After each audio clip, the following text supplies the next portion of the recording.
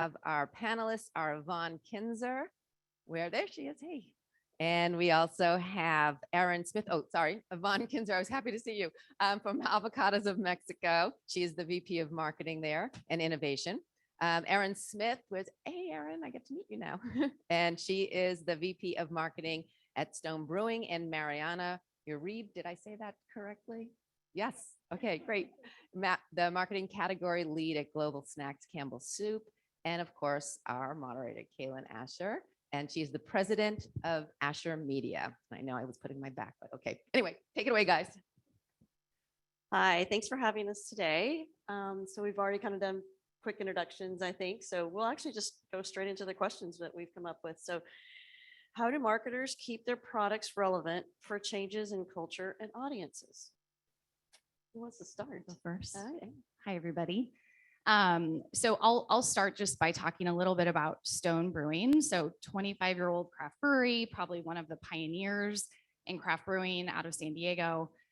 So relevance is really the name of the game for us. Craft beer drinkers 25 years ago are not who they are now. Now many newly legal drinking age are joining beer through craft, right? Not the domestic lights that probably many of us entered beer with.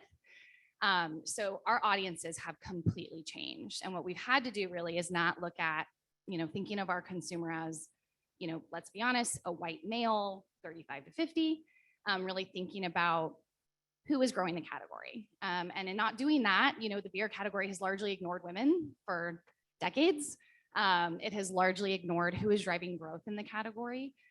So for us, relevance is all about looking at who we're talking to and how we're doing that. Stone didn't put beer in cans until 5 years ago. I mean, that was one of the staple beliefs was beer is better in bottles, right? And we can hold that core belief, but at the end of the day, that doesn't align to how consumers are drinking beer. They want to take it on the go. They want to take it to beaches. They want to take it to pools. So in essence, we're ignoring the reality of how we're being consumed to stay true to who we are. So that's a little bit about, so we've had to kind of throw that all out the window, right? And think about who are we talking to? How do we do that in a true Stone way, but not being naive to who's growing the category and how they're doing that. That's great. Add a little bit because you had some really great comments before. So yeah. So for Campbell's and snacks category, it's more about the consumer habits and how consumers are actually snacking right now. Before we would just narrow into audience and say, okay, we're reaching into children this age or millennials, but now it's more about how with all the COVID pandemic, we have changed the way we act, live, work at home and snack.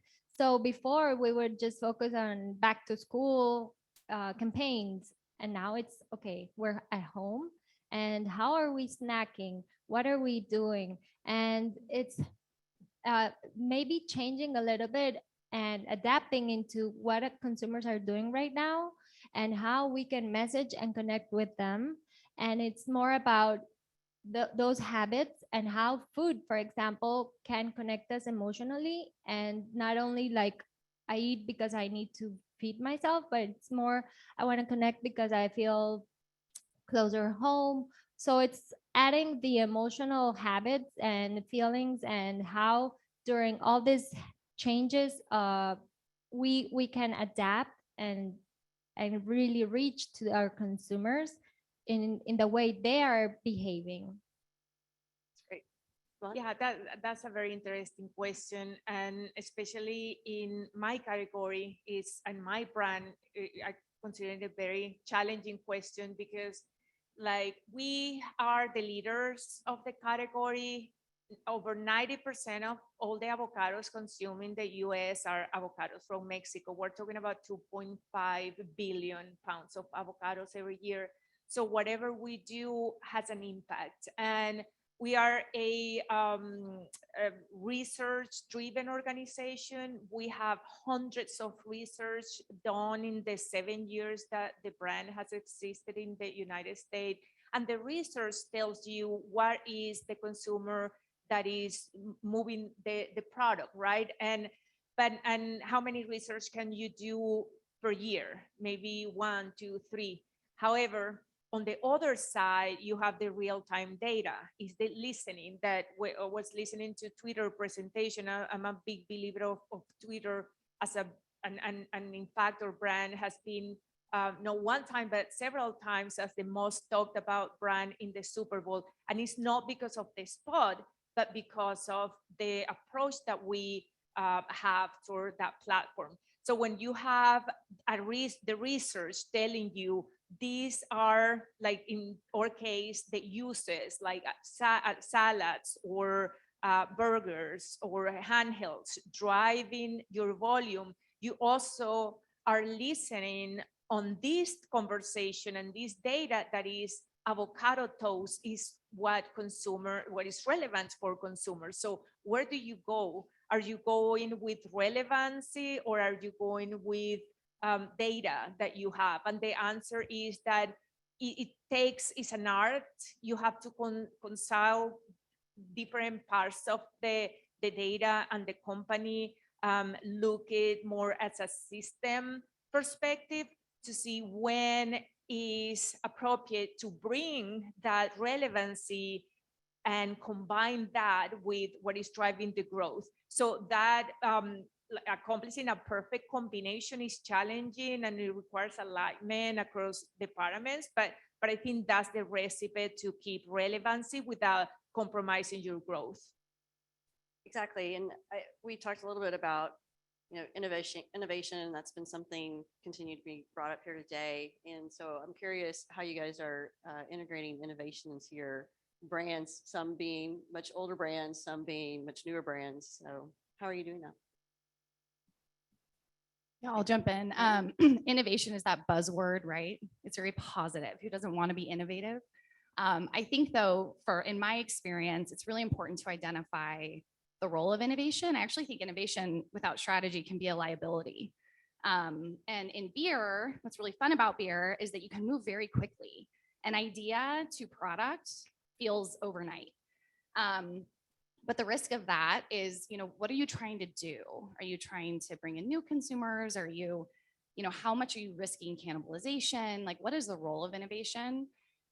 Stone has a fantastic history of being maker, creator, brewer led. It is so phenomenal how creative beer can be. The challenge in that is that for many, many years, we were innovating to satisfy this need for new from our hop fanatics, right? It's these core craft beer drinkers who entered, they're the first, they are our core loyal fans. They want high ABV, punch you in the face, super bitter and hop forward. But they weren't buying more of it, right? They were just switching on and off. And so we built this behavior where they were like, what's new from Stone next month, right? Like, what's next? What's next? In the meantime, all these new people are joining beer and that's not what they want. So we've really shifted the role of innovation to say, let's focus our core priorities and let's build innovation that's truly disruptive, both internally and externally. And there's a lot of navigating internally that you have to do, right? When Stone launches a hard seltzer, it's like, people are like, what? What is going on? But it's interesting because now we have, a hazy IPA, which for years Stone said they never do. We have a hard seltzer and we just got a brand health tracker back. And those two innovations are actually having the highest impact on our brand affinity, on positive brand affinity. People just knowing that those exist feel more positively about Stone, right? So it's like innovation when it's strategic and we're like, we're going to go get new people who aren't hopheads, who wouldn't come in our core IPAs, it's actually not as detrimental to your core brand if you do it in a way that's true to you. So I think it's really, for me, it's about defining the role of innovation and holding yourself to that strategy, because again, sometimes it can get a little out of control and then it's really hard to execute. You can't forecast, sales can't execute, you have UPC confusion, like there's just so much going on. So for me, it's really about focused innovation. Awesome. For us, it's more about the strategy and how, as marketers, we lead that innovation agenda. It's not like just R&D will define what are the flavors in this case for snacks, but it's more about what's really cultural relevant for the consumers. What are they really buying or wanting? And it's understanding those trends So for food, we can just start looking at restaurants. What are people innovating in the kitchens? How people are consuming in their homes, and starting to innovate in the product just based on what they're really wanting. So it's kind of similar to what you just said. But at the same time, in order to be fast and to cater all the markets globally, is we can innovate also with communication, with packaging, and how we can have like a 360 plan in making and being new, having news to our consumers, but at the same time, they really feel connected to that. So for us, something we have worked this past year has been a lot in communication and making people feel connected to our product, and that we are hearing them, and that we are really going back to their needs, and not necessarily it has to be with a new product launch. So it has been shifting and being fast, so we can cater to what they're needing or wanting, but in a different way, not only in product innovation, which is like the most common innovation type. So instead of more, product focus or trying to always come up with something new, it's definitely just staying more again with the trend, which also seems to correlate with a lot of the conversations that we're having here today. So, and do you want to Yeah, add? but we in Avocados from Mexico, we take innovation very, very seriously. In fact, I have a double role. I'm the head of marketing, but I also lead the innovation agenda for the organization now for a few years. And we put our money where our mouth is. We really invest in developing the talent we hire for innovation. We develop the talents for innovation. A couple of years ago, we took everybody in the company and or advertising partners who wanted to go to a 1 week customized innovation workshop in Yale University for one entire week. And after that, we invest, we have hire engaged consultant firms to choose insert innovation within our culture. So when we talk about what is innovation for us, and we cannot innovate in an avocado, right? An avocado is an avocado, you just pick it from the tree. but there's different kind of innovation. When we think about innovation, there's optimizing the process, optimizing the cost, optimizing the operation, optimizing the experience with the consumers. And that's how we apply innovation. And we have been doing a great effort to communicate within our company that innovation, even though we have these innovation awards, but that's not what it is 100% all the time. We talk to the people in finance, we talk to the people in other departments that are not even marketing, that innovation is solving, it's a problem solving really. And when you have that idea that comes in a moment when you're facing a challenge, again, whether you are in accounting or in marketing, and you come up with a solution or with a combination of solutions to solve that problem, you are innovating.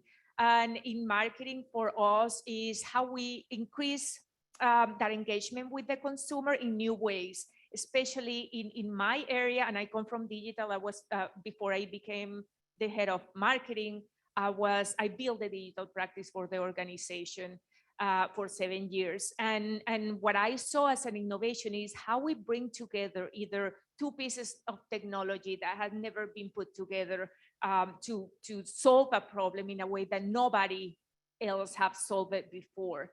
And we have seen that results, amazing results. And what on the other side, just to wrap up, we are a performance-driven organization.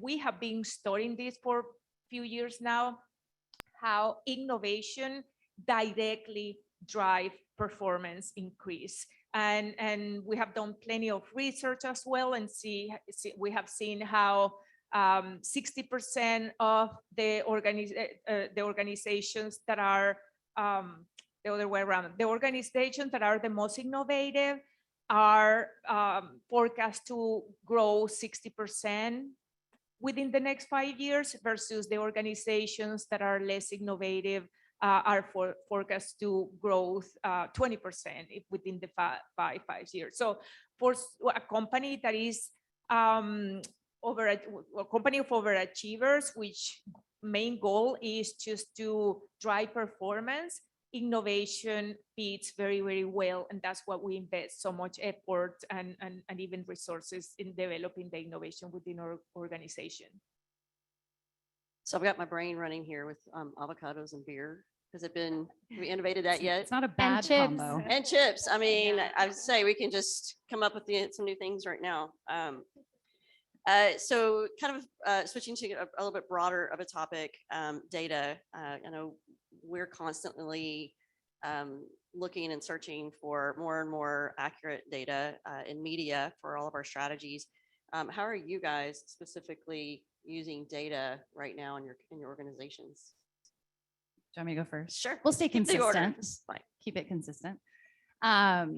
Yeah. So another one of those buzzwords, right? And I think for me, in my experience, I've worked at massive organizations that had endless data. They spent a ton of money, a ton of resource. They didn't do anything with it, right? Nothing. Or they said they would, and then it's just the risk tolerance was so low. We never did anything with it. And then working at organizations where you have less access to data, but all the decisions are gut, right? So it's like one end of the spectrum. So, what I'm trying to do and we're trying to do at Stone is really have that balance of head, heart, and gut, right? And it really is critical to have that. And from a data perspective, there's syndicated data you can purchase, right? You can invest in custom surveys, all those things we're all familiar with. But what I think is really interesting when I think about data, at least in my category, is every consumer interaction is a data point, right? I can stand in the grocery store and get some data just by watching people. It's a sample size of 5, and it's probably not terribly directional, right? But it's something. There's value there. We have a unique business model where we're a supplier, we self-distribute in San Diego, and we have restaurants and tap rooms. So we use our on-premise as a testing ground for new innovations because we can quickly do a brew and put it in keg and see how it pulls in draft pours, right? And so we can use that. COVID kind of necessitated, QR at table ordering to limit interaction with waitstaff. And we can do, satisfaction surveys as people are checking out, and we can get that data. So I think really, being scrappy and not being afraid to use a sample size of 10 as something and directional. Because I've also, I think there's fear of moving without data sometimes, and you get into analysis paralysis, and you're like, let's just do one more study. Let's just get 1,000 more respondents, right? To sort of post-rationalize a decision you've already made. I think that can slow you down sometimes. So I think being scrappy and recognizing the value in big data sets and little data sets is really how you can be nimble and be smart. For us, it's really a balance between all those studies that we usually in big companies we pay for, and at the end we don't do a lot with that information. And it's also within a global market, you have so many options, priorities. Many brands, many different consumers. So it's how to balance having data and not having data. So for me, it has been very interesting. The first thing is using our third party, our consumers, like customers as well, like talking with Walmart, talking with our distributors around the world, understanding and what feedback do they have. So that's also data. Sales, it's also data. But at the same time, it has been using the few or a lot of information that we have from the US studies and how we can extrapolate that into the other markets. So now we understand that, for example, Latin America, consumption habits might be a little bit different, but how all the trends that we have in the US will eventually come to Latin America, and how we can use that those insights and really the famous or the popular word called glocal. So a global trend, how we can localize it. So right now I'm using a lot, like all the trends that I'm seeing in the US, how we can actually use it in the other countries and have a balance between what's happening in the country and what do we really see that's going to be a global trend. So it has been a challenge in some countries to have data, but I think that nowadays also having social and I mean in digital, we can also have a lot of different insights and data points. So at the end, we can make an educated uh, estimate. But at the same time, as Juliana in her presentation of AB, she was saying we want to go and move fast. We don't want to take years, months testing and stuff. So using the small portions of data to make and actually do things and make things work, because if not, we're going to stay forever waiting for the perfect data set. So it's adapting. And speaking about innovation, right? If you remember, in 2016 was when the consumer data platform industry really came to life, and we adapted it right away. So we're building the audience on our consumer data platform since then. We right now have 100 million profiles in our CDP. And again, like I mentioned before, right, I come from digital, so that was my data.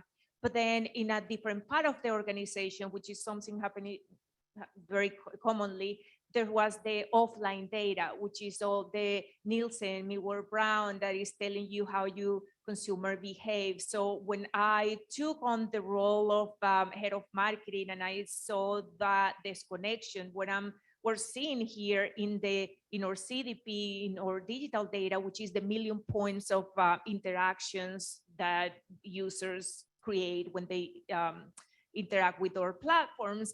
And the data that we have from the traditional research didn't match.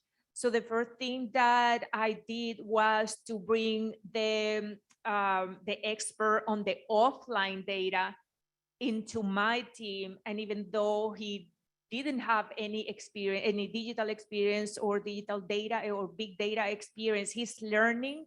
But what I want is that brain and the same eyes looking at one data, looking at the other data, because my goal right now, I think that there's three areas of data that we have to bring together. One is the offline data. The other one is the CDP data, the one that needs computational power to be analyzed. But the other one is the Twitter data, the conversation. What is people saying in real time? Because if we really, really know how to use that, that's an ongoing focus group that we can bring a lot of value.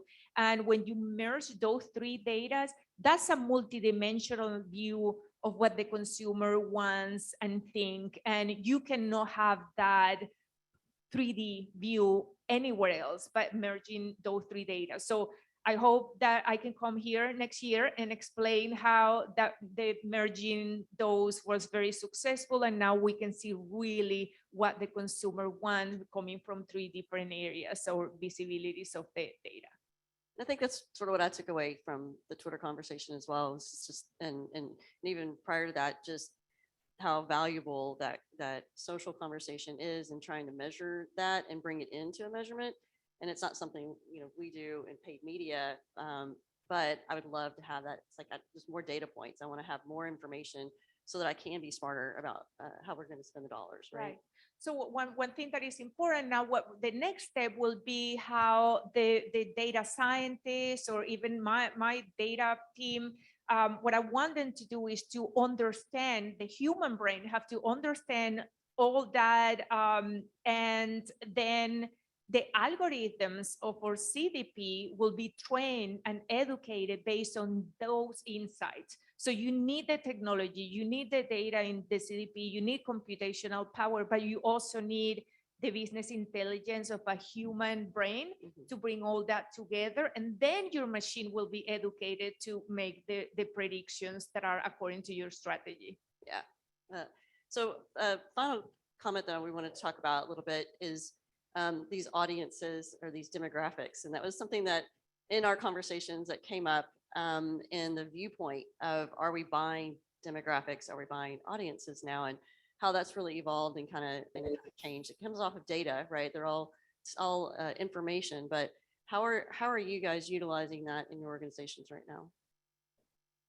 Yeah, I'm a big proponent of psychographics versus demographics. I think, less and less people are identifying by the sort of standard check boxes, right? Whether it's gender or ethnicity or whatnot. And so I also I question how much that really informs the way people behave at point of purchase. And so really thinking about what are those occasions? What are those need states? Who are they shopping for? What is, what is motivating them to engage with your brand right now versus, what do they look like? What does their driver's license say? I think helps us build that really good balance of functional and emotional benefits in our messaging and in the products that we're creating. So I think it plays a huge role. And even in terms of, current challenges with kind of losing data, in the paid media space, still being able to try and find those behavioral audiences, those contextual audiences, versus the demographic approach. I think that's really the future of where brands will succeed, is when they think of people and their human experiences, versus, sort of those very specific demographic. We have those lines. challenges on the linear side where, we're forced to buy the adult 25, 54 household income, da, da, da. And so I think for what we're seeing now is Nielsen changing their rating system. And that's, they're trying to, keep that going and move that faster. So I think it'll be an interesting change. On our side, it's pretty similar, and what we're finding is that people snack and people behave in different ways, not necessarily because of their age or their gender, etc. So it's more about their behaviors, their interests, how they're using, for example, food to express themselves. So it's more about how they are behaving, how are they using food for, in what moments. It's not only like because I go to work, so I'm only gonna cater this person because it's people that work. It's more about those moments. And I also add that a little bit of the jobs to be done on products and food. So every product has a different job for you. So for me, it could be, I just want to feel myself and just eat because I'm hungry. For the other person is maybe emotional connection to back to home, or someone else is, okay, I use snacks because I entertain myself. So I eat some popcorn while I'm watching, or I have some chips because I like to connect with my friends at a party. So it's more about their behaviors and not about the ages and ranges that before it would be common to do that, but now it's more about how they behave and how my product can go into that specific moment and how we can help them and enhance their life with the food. I feel like the motivation of stress eating probably became a new one in the Yeah. last year and a half. Sure. Yeah. Is that a job to do? Yeah, exactly. Yeah. Yeah, that's one. So, and one last thing, and it's interesting that now my competition is not necessarily other food brands, but it's also, for example, airlines or Zoom. So I eat because I want to feel connected to my family. So that might be an emotional connection. But now another competitor could be Zoom. Oh, I get into Zoom or video or FaceTime to connect with my family. And the stress eating might compete with a yoga class. So it's how you're differentiating and giving someone what they need, and in this case it's through food. I totally agree with what we were saying, what you guys were saying. So we're in the same position. I couldn't have said it better. So I just support. I know that we're short of time. Yeah. So. So that's it. It's gonna wrap up. Any questions? Yeah. Anyone have any questions here?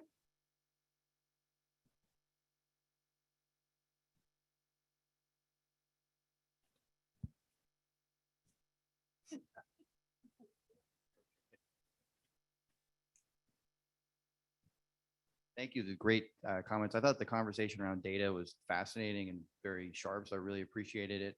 And so my company is about a data quality measurement platform, so biased. And I did really appreciate the Twitter kind of acknowledge that responsibility on positive conversations, which in a way is a data quality issue. So my question is, do you think as brands, if data is oil, do you think there is within your brand, or there could be, or how does it look to acknowledge kind of the responsibility that our ecosystem has, is that, we are driving that extraction of data, and how can we do it ethically and in a positive manner, beyond just accuracy or basic compliance, knowing that here in the US, we are still the Wild West, and there's a lot of data analytics and growth that we can do here that you can't do in Europe, for example, with GDPR. So just in terms of, does that factor into your dialogue, and, along with like social justice and climate change, this acknowledgement of data and privacy and the impact that it has on our democracy, really knowing, why Twitter did actually make those changes was January 6th. So, how can that play out locally and within your brands? So big question, but. Yeah, no, that's super interesting. I think that, and I had thought a lot about that when we became compliant a few years ago. I thought a lot about this, and my conclusion is that it's all about transparency.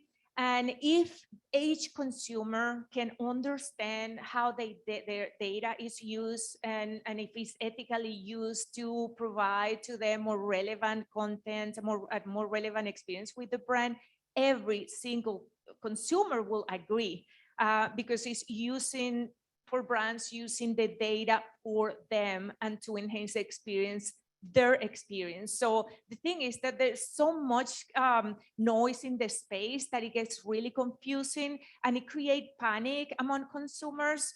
And honestly, I mean, there's some companies that don't have ethical approach.